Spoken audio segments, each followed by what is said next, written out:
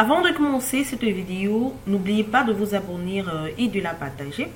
Pour s'abonner, il suffit de cliquer sur la cloche de notification ou le lien d'abonnement juste en dessous. Si vous avez donc des questions à poser, soyez donc libre de les poser dans l'espace commentaire. Bienvenue dans cette nouvelle vidéo. Nous allons voir comment suivre les numéros de date et d'année avec les totals cumulés et les pourcentages d'options de classement dans un tableau croisé dynamique. Alors, ce tableau croisé dynamique a été créé grâce à cette base de données où on a tout simplement les différents produits, catégories de produits qui ont été récapitulés par mois, par année, par date, par année, par mois, dans la colonne B, par date dans la colonne C, par région dans la colonne D. On a dans la colonne E les catégories des produits. On a dans la colonne F, Internet, pour savoir s'ils sont présents sur Internet ou non. Et enfin, dans la colonne G, on a les revenus pour chaque catégorie de vente. Alors, j'ai donc créé ce tableau croisé dynamique où j'ai tout simplement, dans la zone de dépôt des lignes, j'ai les années et les mois. Et dans la zone des dépôts de valeur, j'ai les revenus, c'est-à-dire les ventes par rapport à chaque année et chaque mois. Alors, dans ce classement, on va donc voir les pourcentages des options de classement et les totals cumulés. Alors, dans cette vidéo, j'ai donc besoin de comparer les revenus cumulatifs par mois. Pour le faire, on va tout simplement le faire avec l'option total cumulatif comme on l'a vu dans les précédentes vidéos. Alors, je vais d'abord masquer les années. Ici, je ne veux utiliser que deux années, c'est-à-dire l'année 2010 et l'année 2011. Donc, ce sont les deux qui sont affichés. Je clique sur OK. Et là, cela affiche uniquement les ventes ou encore les revenus pour l'année 2010 et l'année 2011. On va de janvier bel et bien à décembre pour chaque année. Alors, le type de format qui est affiché, c'est une disposition de forme tabulaire. Donc, pour moi, c'est une disposition sous forme tabulaire qui détaille, n'est-ce pas, l'année et les mois.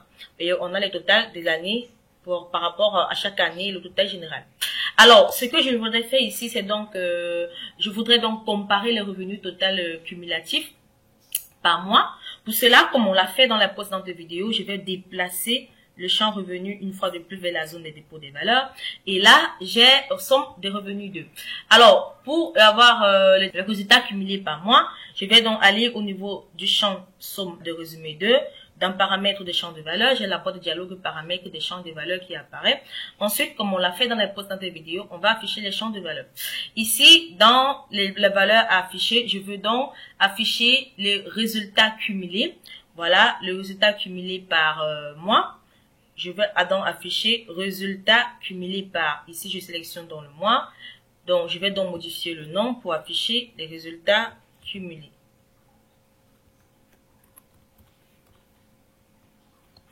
Alors, résultat cumulé par mois. Je peux faire entrer par mois. Voilà. Résultat cumulé par mois. Ici, un problème. Voilà, résultat cumulé par mois. Je clique donc sur OK. Et là, on a bel et bien les résultats qui ont été cumulés par mois, comme vous pouvez le constater. Alors, voilà, en quelque sorte, comme vous pouvez le constater, on a bel et bien les champs avec donc ce rapport. Vous pouvez donc voir que la compagnie a vendu un total de... Alors, grâce à ce tableau croisé dynamique, on peut donc voir que la compagnie a vendu un total de 8,5 millions de dollars jusqu'en mars 2010. Donc, vous pouvez le constater dans la ligne 6. Donc, on peut bel et bien voir qu'on a 8 786 701,1 dollars qui ont été vendus jusqu'à mars 2010. Nous dit donc que ce calcul de l'année commence au niveau de la ligne 6. Alors, on va ensuite voir comment suivre les pourcentages d'exécution totale. Donc, pour calculer donc un pourcentage en cours d'exécution du total, on peut donc utiliser la nouvelle fonction total de pourcentage en cours d'exécution. Alors, pour utiliser cette option, le pourcentage total en cours d'exécution, on va donc utiliser la fonction pourcentage résultat cumulé dans. Donc, je vais une fois de plus faire, j'affiche la zone de le champ. Le tableau, j'affiche la boîte de dialogue et champ de tableau croisé dynamique. Je fais une fois de plus glisser le champ revenu vers la zone des valeurs. Et là, je vais donc modifier ici pour afficher, voilà, paramètres des champs de valeurs. Ici, je sélectionne donc le pourcentage des résultats cumulés dans. Donc, pourcentage de résultats cumulés, pourcentage de résultats cumulés dans. Ici, je sélectionne effectivement les mois.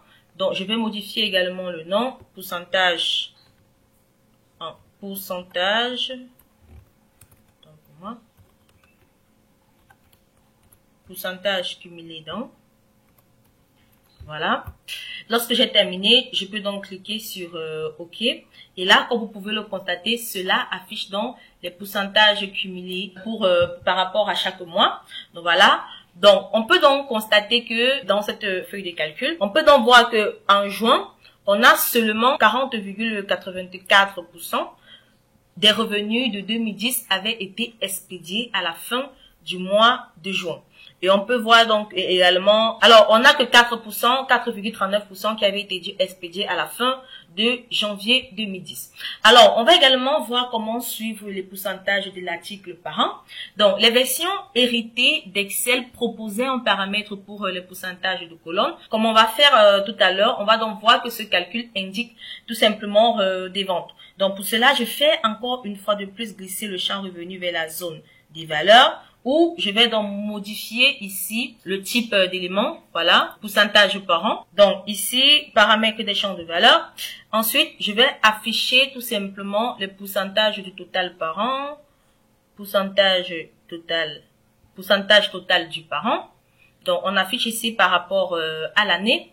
Je vais modifier le nom, pourcentage total par an, pourcentage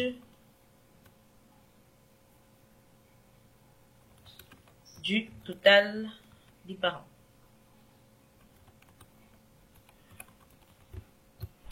Et là, on peut donc cliquer sur OK, où on a bel et bien le pourcentage total du par an.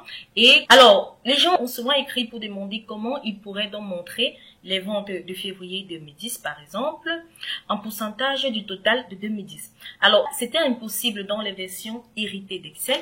Cependant, les nouvelles versions d'Excel offrent des 3 pourcentages d'éléments par an pour activer ces calculs. Dans ce tableau croisé dynamique, la colonne F montre donc un calcul de chaque mois en pourcentage de l'année. Donc, dans ce cas, les ventes de février 2010 représentent par exemple 8,05% des ventes totales de 2010 comme indiqué dans la cellule F5.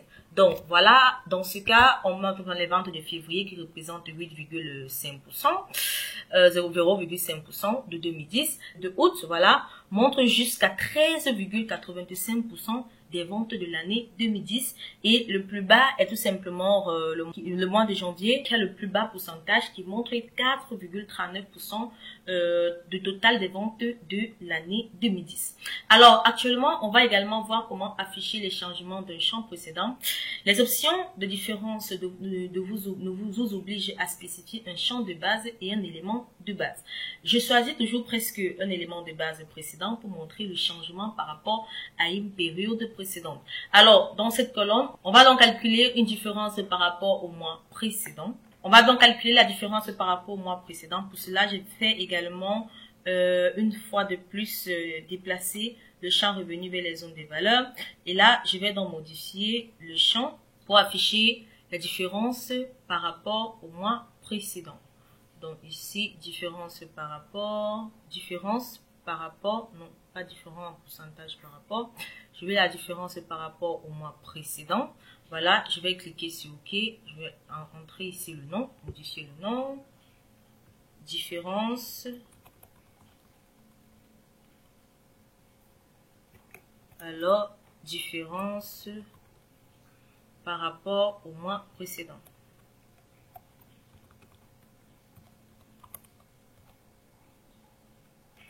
Alors, différence par rapport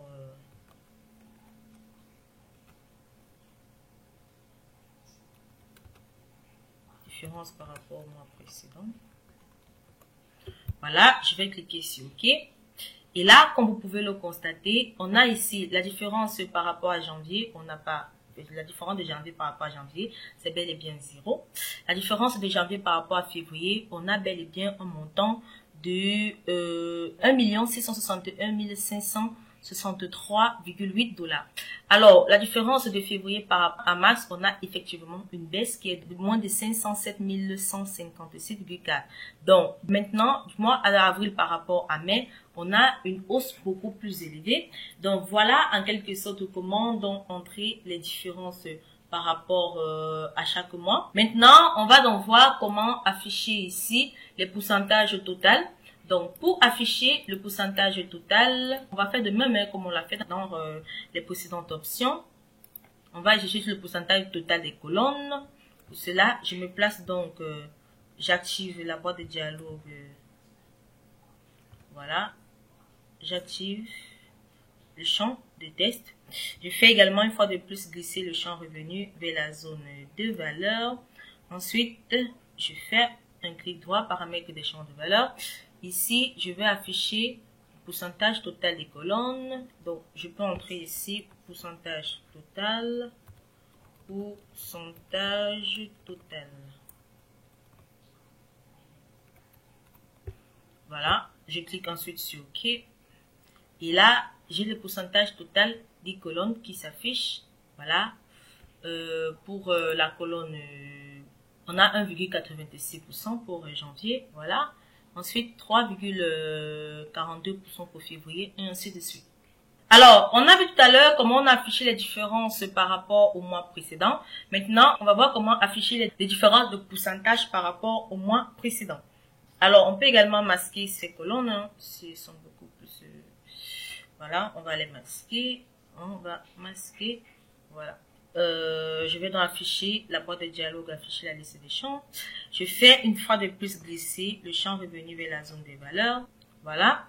Ensuite, je vais donc faire le même procédé, paramètres des champs. Ici, on souhaite plutôt afficher les différences en pourcentage.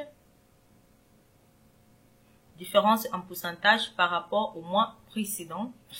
Donc, différence ici, je mets plutôt différence.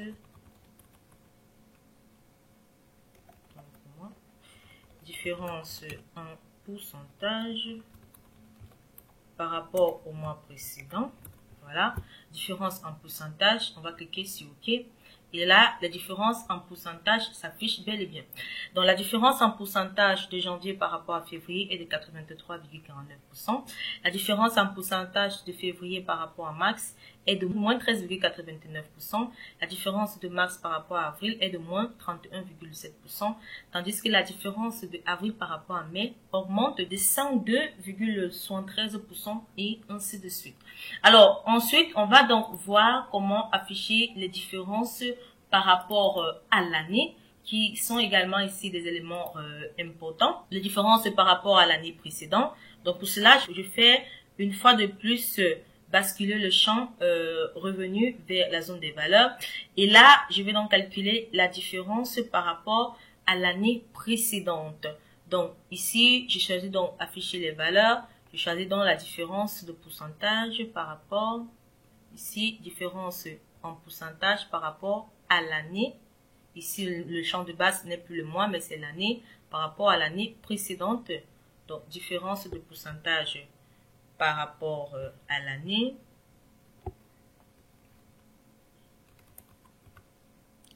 Différence de pourcentage.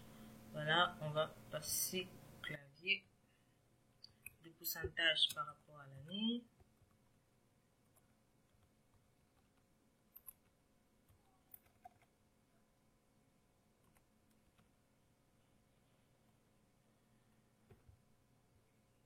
Alors, par rapport à l'année précédente.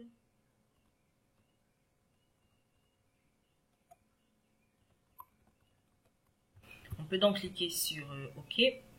Et là, on a les différences de rapport par rapport à l'année précédente. On peut donc voir que la différence de 2010 par rapport à l'année 2010, bel et bien, ne va pas exister.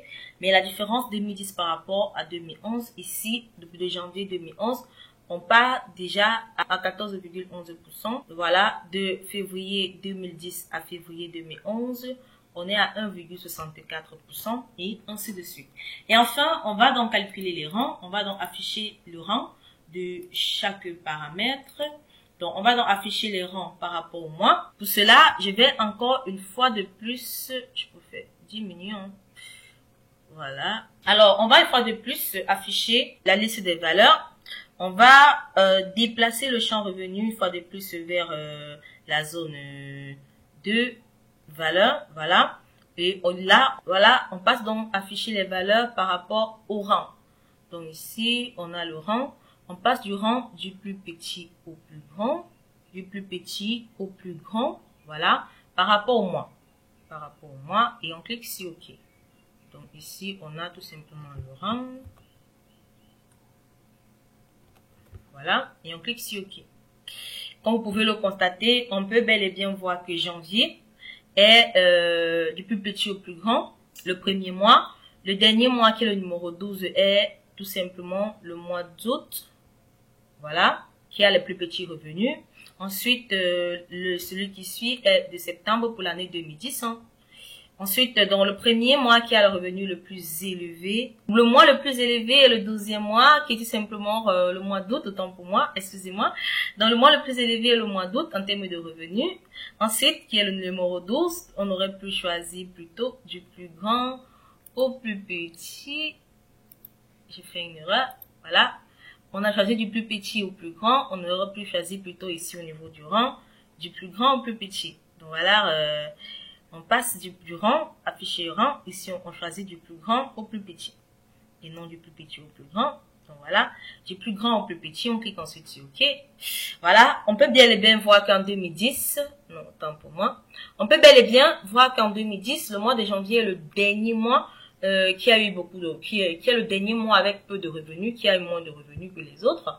Ensuite, on a le 11e, qui est le rang, le numéro 11, est tout simplement avril. Voilà. Ensuite, après avril vient le mois de octobre. Après octobre, on descend au 9e, vient le mois de mars. Après mars, on descend au 8e, qui vient tout simplement le mois de juin. Après juin, on revient au 7e, qui vient le mois de décembre. Ensuite, on descend à 6, qui est février. À 5, qui est mai. Alors, ensuite, à 4, voilà, qui est tout simplement le mois de novembre. À 3, qui revient au mois de, tant pour moi, à 3 qui revient au mois de juin, voilà, à 2 qui revient au mois de octobre et enfin le premier est le mois d'août. Donc on peut donc voir qu'en 2010 le mois d'août a eu le plus de ventes, tandis qu'en 2010 voilà, le mois d'août a eu le plus de ventes, tandis que en 2011 on a plutôt le mois de décembre qui a eu le plus de ventes. Voilà, j'espère donc que vous avez aimé la vidéo. Nous allons nous retrouver très prochainement dans une nouvelle